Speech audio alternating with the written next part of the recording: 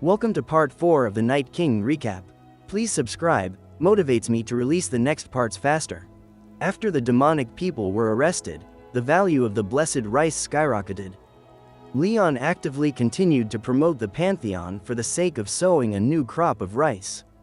Therefore, the entire internet was now only talking about it. Hari provides Leon with a report on the value of blessed rice. Now one bundle is worth almost 230 million won.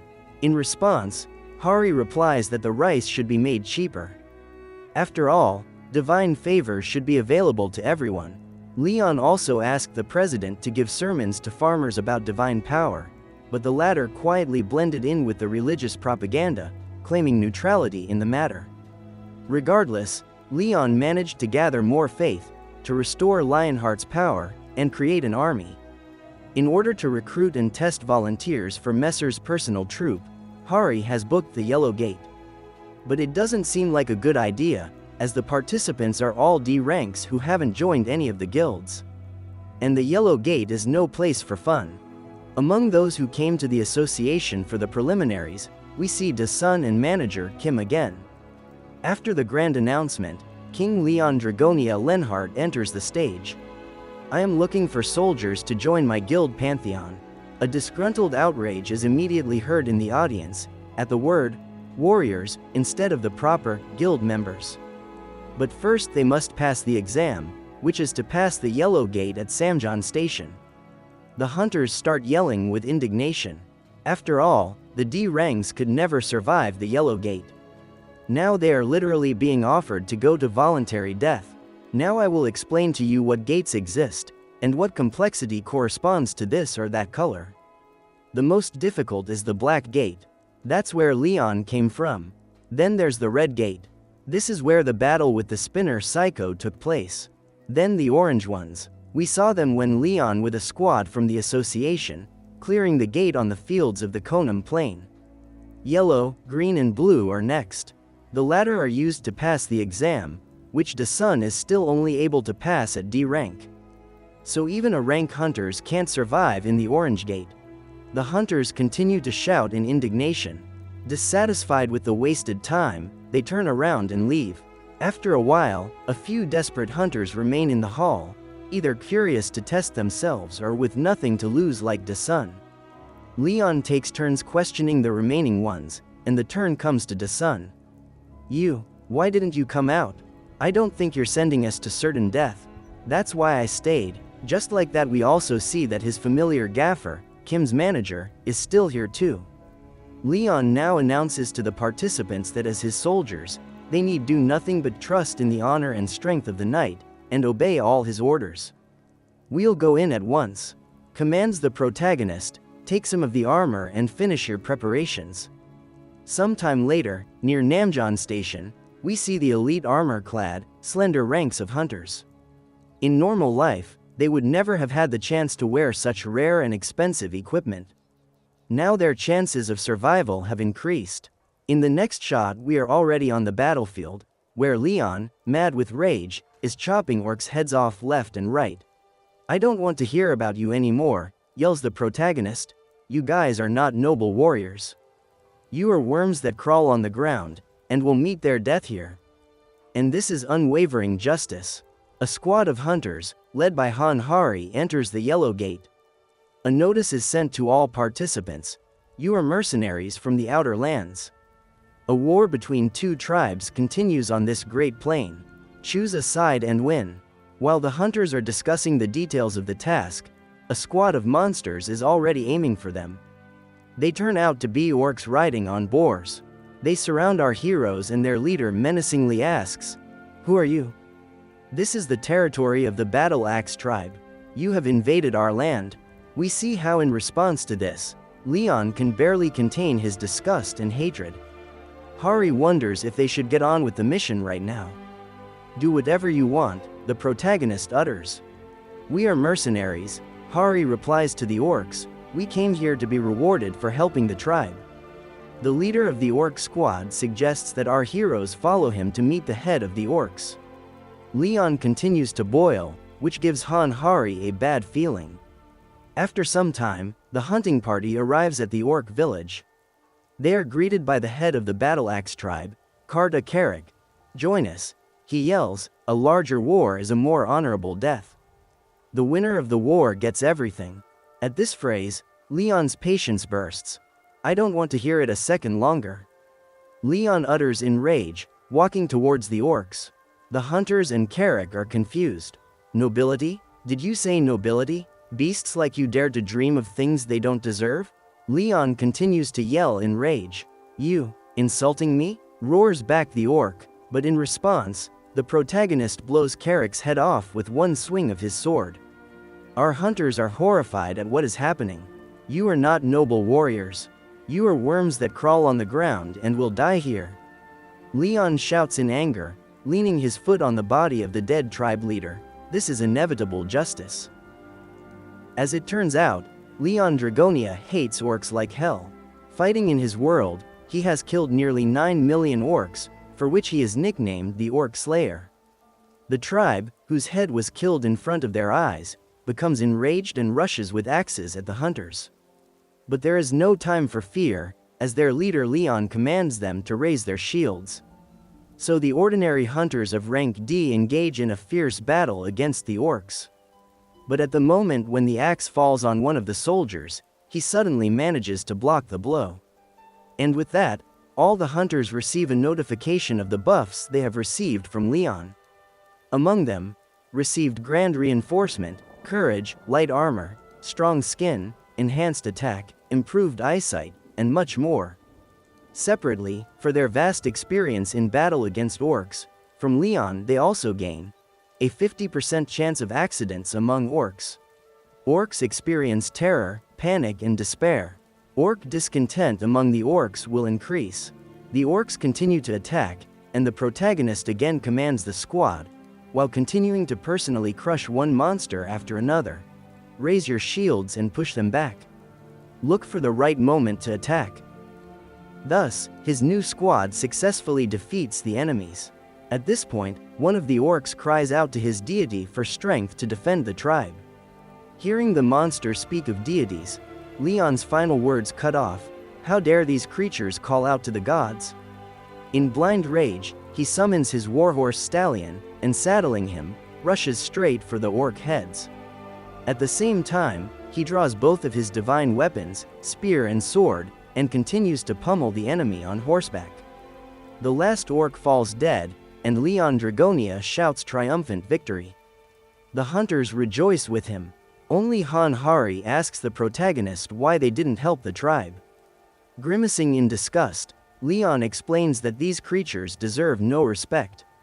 Their very existence is evil, and their bestial aggression is no match for chivalric honor. Racist, Hari concludes mentally, and continues aloud, Your Majesty. There may be good orcs somewhere in the world. Knock it off, Leon replies to her stiffly, a good orc is a dead orc. When the gates opened on the land, countless orcs came to the land. Humans welcomed them hospitably, but the orcs did not adapt to earthly life, but instead became demonic humans. So they were a problem even on Earth. Meanwhile in the gate, Leon, with the help of a psychico spinner, came up with the idea of poisoning the water in the river to more quickly wipe out the remaining orc tribe nearby. Han Hari clarifies if it's against the Knight's Code to poison the orcs with radioactive substances. But Leon responds by chanting, A good orc is a dead orc, again. At the same time, we see orcs in the village engaged in their favorite pastime, fighting each other to the death for fun. After winning, one of them, named Groktar, goes to drink water from the river. After drinking the whole bucket, he notices a strange taste, but does not pay attention to it. After a while, he lies in his tent, writhing in pain. But he's not the only one affected. The entire tribe is slowly dying from radioactive contamination. Their local sorcerer is shocked. If it's not a spell, and it's not a curse, then what is it? Lenhart's, he says in pain. But immediately he receives a savory blow from a furious Leon. Destroy the beasts. Don't miss a single one. He roars. And after these words, a squad of hunters bursts into the village to finish off the half-dead orcs, and earn free experience. After the entire tribe has been exterminated, the mission inside the gate has changed. Now they need to get rid of all the orcs in the hidden mission area. Leon is about ready to give the order as a surviving sorcerer comes out behind them. It's all of you, the same scum that cursed the water in the river. He growls. Together with Leon, they exchange harsh insults, and to punish the invaders, he uses his Oro magic. Leon throws his spear at him, nailing the sorcerer to a pillar, but it is too late. The orc sacrifices the surviving orcs to his god to give him his power. Out of the portal appears the huge hand and eye of Gooc, his deity. And the hunters have a new mission: destroy Gooc, god of orc mage. Gooc immediately launches an attack on Leon. With a magical beam from his eye, he hits the protagonist. You. A being similar to me protects you, the eye pronounces. A being like you? Leon repeats after him, unharmed from the attack. He is protected by the arrow shield again. Something like you dares to compare yourself to a god? He shouts furiously, pulling out his divine sword. I am a lion-hearted king. I will not tolerate your existence. You inferior mortal will die in agony. Gooc echoes him, and their attacks collide with each other. The orc hits the protagonist with all his might with his huge fist, but is himself stripped of it as a result. Gooc is in great pain, though this body summoned from the portal is not even his own. This is the result of the divine sword attack. Now the orc realizes that he is not just a man, but a knight from that nightmare world. A knight who gained fame as the best orc fighter. Taking everything into account, Gooc makes the only right decision: to leave. Leaving the sorcerer alone to deal with his problems. Thus, the last orc to complete the task was destroyed. All hunters now have resistance to physical attacks, as well as increased damage when fighting orcs. Collect all the trophies. It is the right of the victor. Leon commands the soldiers. Now it remains to decide what to do with the giant orc mage's hand. Sir Spinner signals, and thanks to his help, Leon is contacted by the god of steel and craft, Hedo. I sense a great flow of mana coming from the severed hand.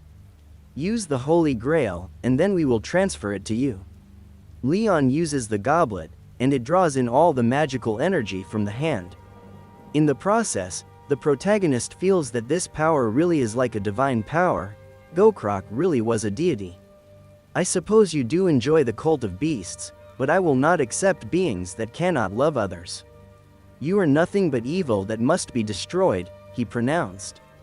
Lenhart, my loyal knight, the protagonist hears the voice of his goddess. She tells him that she can combine this energy with the power of one of the divine objects that belong to him. The protagonist only has to choose whether it will be a divine spear, sword, grail, or lion's heart. The sacred sword. Take the sacred sword, lion-hearted king, insists Pitos, the god of war, on the other side. But after brief deliberation, Leon chooses to strengthen the grail. Strengthened, he now likes the protagonist even more than before. Once he was done with the divine power, he was urgently summoned by Hari. It turned out that while Leon was talking to the gods, Sir Spinner had caught one of the hunters. The scoundrel was lying on the ground, bound hand and foot by a light robot, and scolded him with his last words. A crowd of hunters had already gathered around him, and as Leon and Hari approached, he began to yell even harder, but the protagonist immediately suppressed these pathetic attempts to justify himself. Watch your mouth if you don't want to lose it, and how dare you even speak to a knight in such an inappropriate tone? Leon yelled at him, then turned to Sir Spinner to see what the matter was. The robot reported that this hunter had gotten his hands on the bounty so as not to share it with the others. The soldier made excuses, but after a search of his belongings, the most valuable trophy of the gate, the heart of a great orc warrior, was found among his belongings.